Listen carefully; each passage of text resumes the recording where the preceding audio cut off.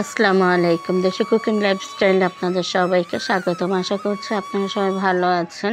আমি আলহামদুলিল্লাহ ভালো আছি। দেশ ও দেশের বাইরে যে যেখান থেকে আমার আজকের ভিডিওটি দেখছেন, আপনাদের সবাইকে জানাই আন্তরিক প্রীতি ও শুভেচ্ছা।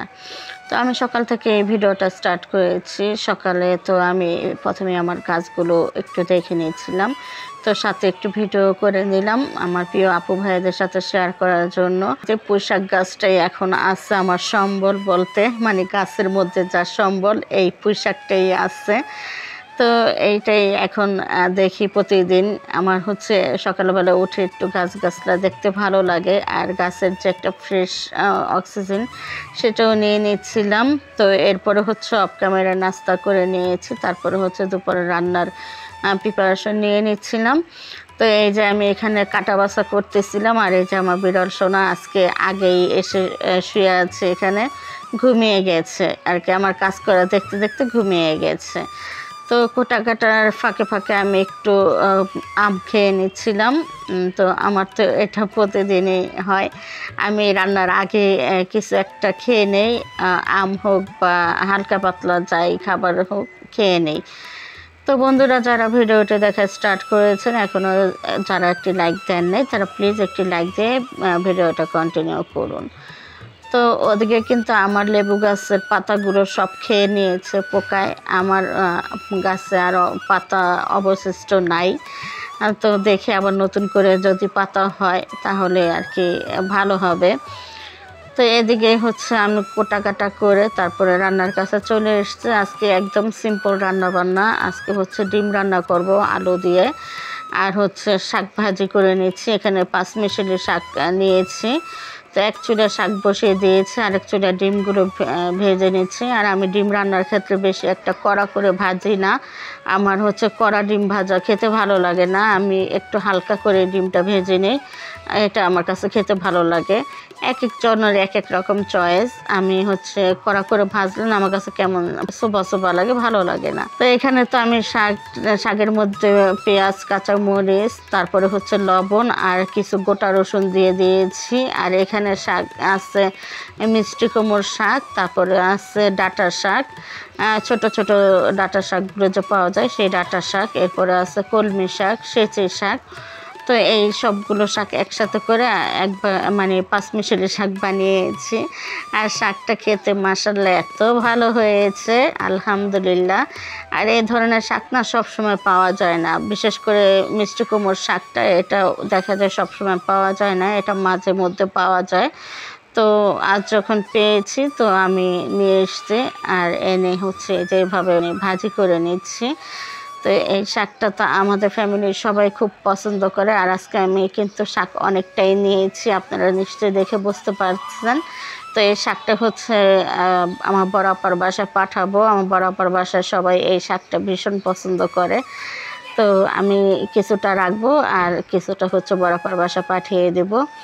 তো এদিকে কিন্তু আমি ডিমটা ভেজে তুলে তারপর হচ্ছে পেঁয়াজ ভেজে নিয়েছি তেলের মধ্যে, এরপরে আদা রসুনটাও ভেজে নিয়েছি, সাথে একটু গরম মশলা দিয়েছি, একটা দারচিনি আর 2টা লবঙ্গ দিয়েছি।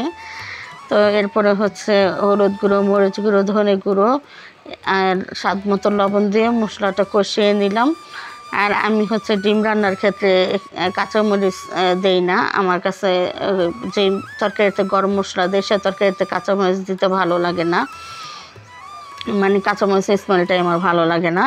তো এরপরে মশলাটা কষিয়ে এরপরে হচ্ছে যে আলুটা দিয়ে দিলাম। আলুটা আজকে কুচি করে দিয়েছি। আমি প্রথমে ভেবেছিলাম ডিমটা ভুনা করব, তারপরে ভাবলাম এইভাবে ডিম অনেক দিন খাওয়া হয় না, তো আলু দিয়ে এভাবে রান্না করি। তো মাশাআল্লাহ ডিমের তরকারিটা ভীষণ ভালো লেগেছে, আর আমার বাচ্চারা তো খুব পছন্দ করে খেয়েছে। তো আমার শাকটা হয়ে গেছে, আমি শাকটা নামিয়ে নিয়েছি, মানে ডাল ঘুটনি দিয়ে আর কি গুতিয়ে দেব, একদম ভর্তা ভর্তা করে নেব। আর এদিকে কিছু মরিচ দিয়ে দিয়েছি চুলার মধ্যে। এখন তো এই যে চুলার যে প্লেটটা এটা গরম আছে, তো মরিচটা একটু মুচমুচে হবে সেজন্য। তো এই মরিচগুলো আমি হচ্ছে শাকের বাগারে দিয়ে দেব। যারা আজই প্রথম আমার ভিডিওগুলো দেখতেছেন, আজই আমার চ্যানেলটা প্রথম ভিজিট করেছেন, তারা চাইলে আমার চ্যানেলটি সাবস্ক্রাইব করে আমার পাশে থেকে যেতে পারেন। আমার চ্যানেলটি সাবস্ক্রাইব করে পাশে থাকা অল নোটিফিকেশনটা সিলেক্ট করে রাখবেন, তাহলে যখন আমি নতুন ভিডিও আপলোড করব সঙ্গে সঙ্গে নোটিফিকেশন আপনাদের কাছে চলে যাবে। তখন আপনারা আপনাদের সময় সুযোগ মতো ভিডিওগুলো দেখে নিতে পারবেন। তো অনেকে আছেন যারা আমার চ্যানেলটি সাবস্ক্রাইব করেন, আমি আমার সময় মতো গিয়ে তাদের চ্যানেলটাও সাবস্ক্রাইব করে দিয়ে আসি। আমি যতক্ষণ সাবস্ক্রাইব না করি ততক্ষণ আপনারা আসেন, ভিডিওগুলো দেখেন। যখনই আমি সাবস্ক্রাইব করে দিই তখন আপনারা করেন কি, আমার চ্যানেলটা আনসাবস্ক্রাইব করে দেন আর হচ্ছে আমার ভিডিওগুলো আর দেখেন না।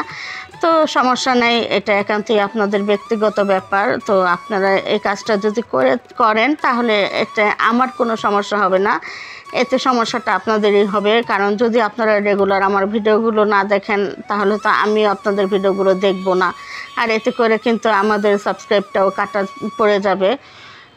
এতে আপনাদেরই সমস্যা হবে, আমার কোনো সমস্যা নেই। আর যারা আমার ভিডিওগুলো দেখেন, আমাকে কমেন্ট করেন, তো তাদের কাছে আমি বিশেষভাবে অনুরোধ করব, ভিডিওতে কমেন্ট করবেন তো ভিডিও রিলেটেড কিছু একটা লিখবেন, তা না হলে কিন্তু এই কমেন্টগুলো স্প্যাম কমেন্ট হিসেবে ধরা হয়। তো আমি কিন্তু সবার ভিডিওতে গিয়ে ভিডিও রিলেটেড কমেন্টগুলো করতে চাই, কিন্তু যখন দেখি আমি তাদের চ্যানেলে গিয়ে ভিডিও রিলেটেড কমেন্ট করলো, তারা কিন্তু আমার চ্যানেলে এসে ভিডিও রিলেটেড কথা বলেন, মানে কমেন্ট করে না। তারা এসে ইনশাল্লাহ আপু পুরো ভিডিও জুড়ে আছে। তো এই কথাটা যদি একাধারে সবাই লিখেন তাহলে এই ব্যাপারটা কেমন দেখা যায়, তো এটা কিন্তু স্প্যাম কমেন্ট হিসেবে ধরা চলে। তো সেজন্য বললাম, যারা কমেন্ট করতে মানে আমার ভিডিওগুলো ভালো না লাগলে কমেন্ট করার দরকার নেই, আমার ভিডিওগুলো দেখারও দরকার নেই। আমার মানে বিষয়টা খুবই খারাপ লাগে। তো আমার হচ্ছে গত ভিডিওতে আমার চ্যানেলে একজন এসে স্প্যাম কমেন্ট করেছে, আর আমার ভিউটা এতটা ডাউনে চলে গেছে কি বলবো। তো যারা জেনে বুঝে আমার চ্যানেলে ক্ষতি করতেছেন, ভালো করতেছেন, তো ভবিষ্যতে আপনাদের জন্য খুব ভালো হবে, এটাই বললাম আর কি, আর কিছু বলার নেই।